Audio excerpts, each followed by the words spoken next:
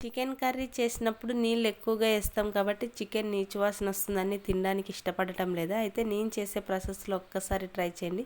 Chicken ముక్క పక్కన పెట్టి గ్రేవీతోనే తింటారు, అంత టేస్టీగా ఉంటుంది. ఇప్పుడు ఏమేమి ఇంగ్రీడియంట్స్ మిక్సీ పట్టుకోవాలో చూపిస్తాను రండి.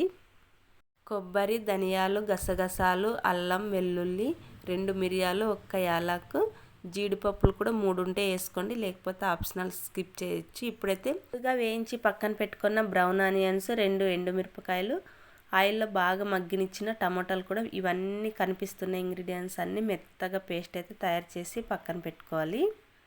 ఆ తర్వాత మనం చికెన్ తీసుకొని ఒకసారి వాష్ చేసుకున్న తర్వాత ఇప్పుడు అదే ఆయిల్లోనే, ఇప్పుడు వేయించుకున్న ఆయిల్లోనే ఇప్పుడైతే ఆ చికెన్ అయితే వేస్తున్నాను. చూడండి, చికెన్ ఇలా బాగా మగ్గిన తర్వాత చేస్తే కనుక నీచు వాసన రాదు. చికెన్ ఇప్పుడు వేసిన తర్వాత రుచికి సరిపడినంత ఉప్పు, పసుపు అయితే వేసుకొని ఒకసారి బాగా కలుపుకోవాలి.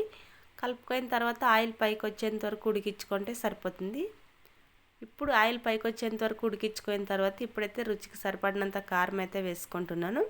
వేసుకొని ఒకసారి బాగా కలుపుకున్న తర్వాత మనం ముందుగా మిక్సీ పట్టుకున్న మసాలాలు అయితే వేసుకోవాలి.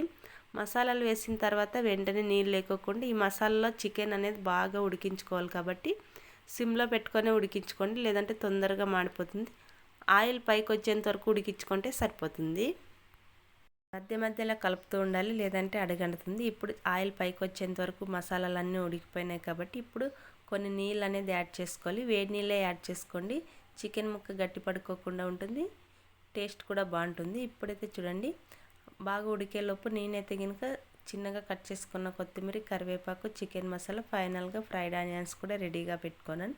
ఇలా బాగా మసులుతున్నప్పుడు ఆయిల్ పైకి వచ్చేంత వరకు ఉడికించుకున్నాం కాబట్టి ఇప్పుడు చికెన్ మసాలా అయితే వేసుకోవాలి. చికెన్ మసాలా వేసుకున్న తర్వాత చిన్నగా కట్ చేసుకున్న కొత్తిమీర, కరివేపాకు కూడా తుంచి వేసుకోవడం వల్ల టేస్ట్ అనేది బాగుంటుంది. ఒక్కసారి ఇలా ట్రై చేయండి. ఫైనల్గా అయితే ఫ్రైడ్ ఆనియన్స్ కూడా వేసి ఒకసారి బాగా కలుపుకున్న తర్వాత ఒక 2 మినిట్స్ అలా పెట్టిన తర్వాత స్టవ్ కట్ చేస్తే యమ్మీగా చికెన్ కర్రీ అయితే రెడీ అయిపోతుంది. ఈ మసాలాలన్నీ గ్రేవీకి, చికెన్కి బాగా పట్టాలంటే కనుక ఒక 10 మినిట్స్ రెస్ట్ ఇస్తే కనుక చికెన్ కర్రీ అయితే రెడీ అయిపోతుంది.